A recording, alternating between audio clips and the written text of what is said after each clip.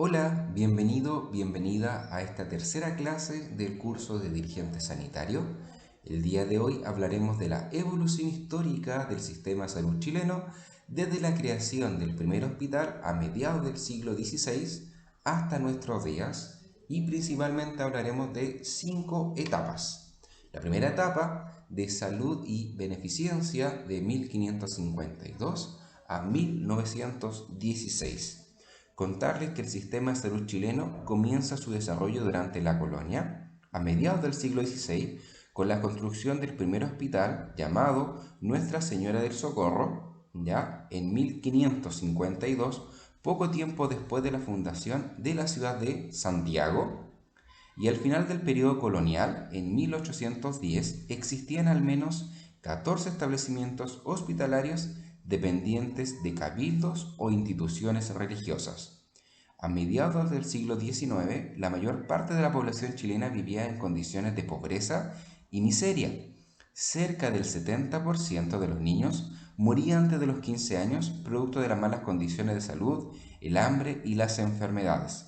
Frente a la ausencia del Estado, algunos grupos de trabajadores y artesanos crearon las sociedades de socorro mutuo o mutualidades, agrupadas por tipo u oficio o lugar de trabajo con el fin de cubrir los gastos frente a las enfermedades, a la invalidez o muerte, y que estos se financiaban con el aporte de sus afiliados. Entonces, ya de 1552 a 1916, en resumen, periodo colonial, la salud en Chile no era de las mejores.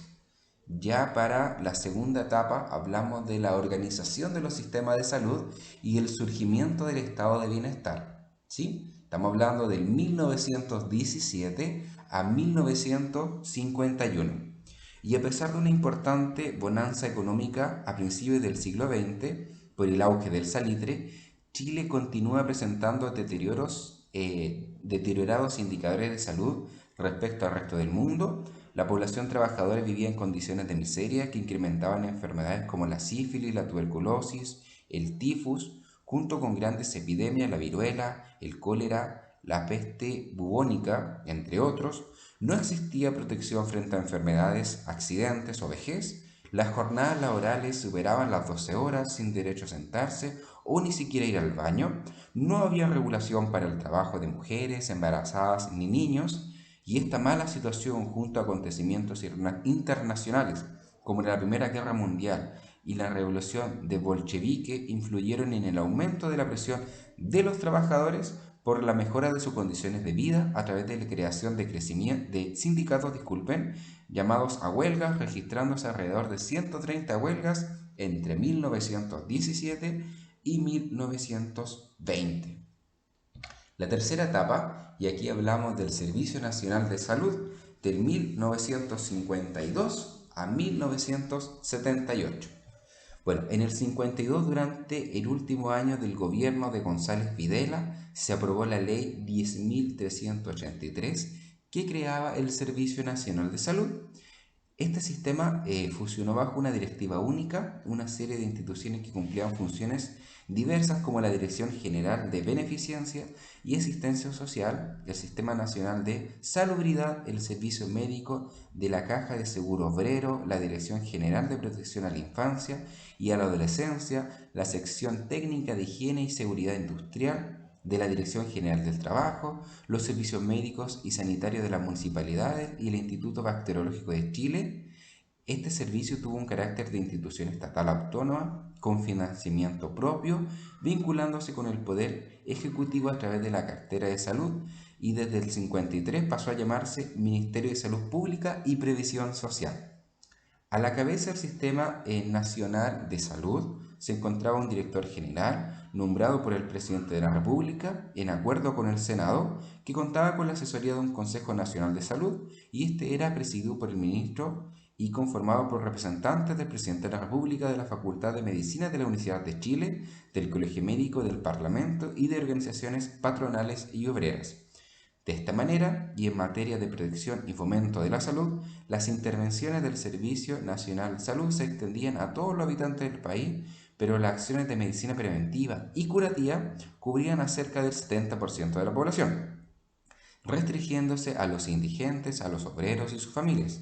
En síntesis, hasta mediados de los años 70, el sector salud estaba constituido por el Sistema Nacional de Salud, el CERNEMA y un sector privado que cubría principalmente particulares no adscritos a algún régimen previsional y a la libre elección de los afiliados del CERMENA, y todo ello articulado por un Ministerio de Salud.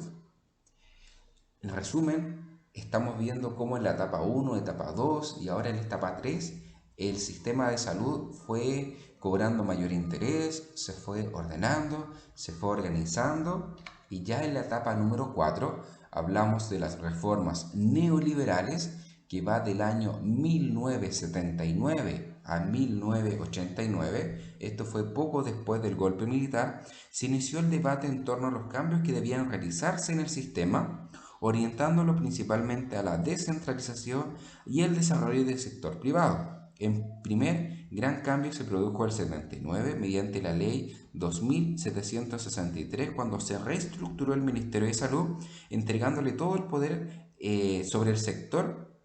Ya se fusionó el Sistema Nacional de Salud y el CERMENA, creando el Sistema Nacional de los Servicios de Salud, ¿ya? Integrado entonces por 27 servicios descentralizados de salud con base territorial a cargo de la articulación, gestión y desarrollo de la red asistencial. Asimismo, se creó FONASA, destinado al cumplimiento de las funciones de orden administrativo y financiero. El Instituto de Salud Pública, que fue el sucesor del Instituto Bacteriológico, y la Central Nacional de Abastecimiento, CENABAS, como organismos autónomos, ya esto fue sucesora de la Central de Abastecimiento del Servicio Nacional de Salud antiguo, para abastecer de medicamentos e insumos clínicos a los establecimientos del sistema. A mediados de los años 80, la administración de la mayor parte de los centros de atención primaria pasó a los servicios de salud a las municipalidades y esta medida, si bien buscó la descentralización y la eficiencia del sistema, en la práctica dificultó la coordinación entre los distintos niveles de atención. Y aquí hago un paréntesis porque la atención primaria en salud depende de la municipalidad, que esta depende a su vez de una corporación, en Antofagasta, Corporación Municipal de Desarrollo Social, mientras que el nivel secundario y nivel terciario depende del Servicio de Salud Antofagasta, ¿ya? Entonces, en palabras coloquiales, en Chile la salud sigue siendo hijo o hija de padres separados. Bueno, en el 85 se reorganizó el sector salud, sector público de salud en modalidad de atención institucional y libre elección y se clasificó los beneficiarios de FONASA en 4 categorías, FONASA A, B, C y D, estableciendo bonificaciones y copagos para cada uno de ellos. Todas las medidas tomadas en este periodo permitieron consagrar un sistema de salud mixto que prevalece en la actualidad. Es decir, parte del gran cambio que actualmente tenemos hoy día en salud comenzó a cimentarse en el 1979 hasta 1988-89 con toda esta reestructuración que presenta el sistema de salud. Finalmente, tenemos el retorno a la democracia. En los primeros 10 años, del 1990 al 2000, se comenzó con una transición con el gobierno de don Patricio Aylwin, y en los primeros años los énfasis estuvieron dados por la reconstrucción de la institucionalidad del Estado a través de reformas constitucionales y leyes políticas, y en el ámbito de la justicia social se puso hincapié en la erradicación del desempleo, la pobreza. A principios de los años 90 era cerca del 40%.